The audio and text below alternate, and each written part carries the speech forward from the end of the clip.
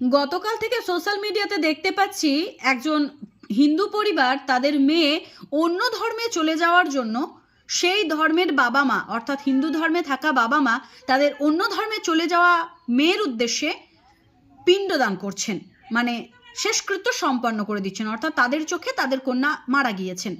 তো যেরকম শ্রাদ্ধ শান্তি করে দেয়, পিণ্ডদান করে দেয়, সেগুলোই ওনারা আচার অনুষ্ঠানের মধ্যে দিয়ে ওনার মেয়ের জন্য করছেন।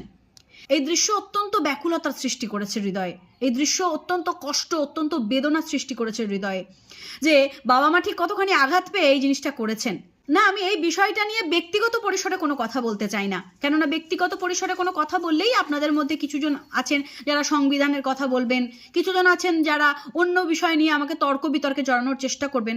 আমি শুধু শ্রীমদ্ ভগবদ্ গীতা থেকে এই স্বধর্ম পরিত্যাগ করলে কি হয় বা নিজের ধর্মে থাকার মধ্যে কি আনন্দ, আমি শুধু সেটুকু বোঝাবো, যাতে পরবর্তী প্রজন্মের ছেলে মেয়েরা অন্তত এই ধর্মত্যাগের বিষয়ে একটু সচেতন থাকবে।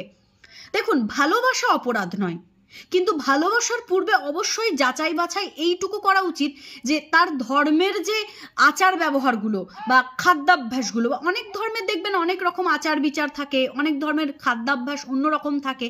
তো যে ধর্মের খাদ্যাভ্যাসের সঙ্গে, ব্যক্তিত্ব আচরণের সঙ্গে তিথি অনুষ্ঠান পুজো পার্বণের কোনো মিল নেই, সেই ধর্মে চলে যাওয়াটা আমার মনে হয় পরবর্তী কালের জন্য, নিজের জন্য অত্যন্ত কষ্টদায়ক।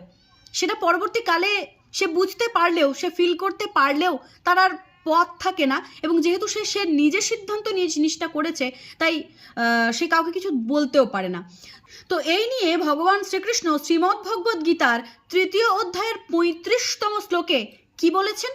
উনি বলেছেন, শ্রেয়ান স্বধর্ম বিগুণ পরধর্মাৎ সনুষ্ঠিতাত স্বধর্ম নিধনং শ্রেয় পরধর্ম ভয়াবহ। এই শ্লোকটির অর্থ যদি আমি সহজ ভাষায় আপনাদেরকে বোঝাই, নিজের ধর্মের আচার অনুষ্ঠান যদি অন্য ধর্মের থেকে উত্তম নাও হয়, তবুও নিজের ধর্মে মরে যাওয়া শ্রেয়, কিন্তু অন্য ধর্ম ভয়াবহ। এই ধর্ম বিষয়টা অত্যন্ত সেন্সিটিভ একটা ইস্যু। আমরা জন্ম থেকেই যে ধর্মটা পাই সেটাই আমাদের নিজস্ব ধর্ম। পরবর্তীকালে আমরা যে ধর্ম পরিবর্তন করি সেটা কখনোই ধর্ম হতে পারে না, ওটা জাস্ট একটা পন্থ বা রাস্তা আপনি নির্বাচন করেছেন যে এই রাস্তায় আমি চলবো, কিন্তু ধর্ম আপনি কোনোদিনই ত্যাগ করতে পারেন না। যেটা ত্যাগ করেন সেটা হচ্ছে পথ বা রাস্তা ত্যাগ করেন। ধর্ম জন্মসূত্রে পাওয়া যায়। যদি কেউ মুসলিম ধর্মে জন্মায় তাহলে সে জন্মসূত্রে মুসলিম, সে যদি কোনোদিন হিন্দু ধর্মে আসেও তবু তার ধর্মত্যাগটা হয় না, তার রাস্তা পরিবর্তন হয়।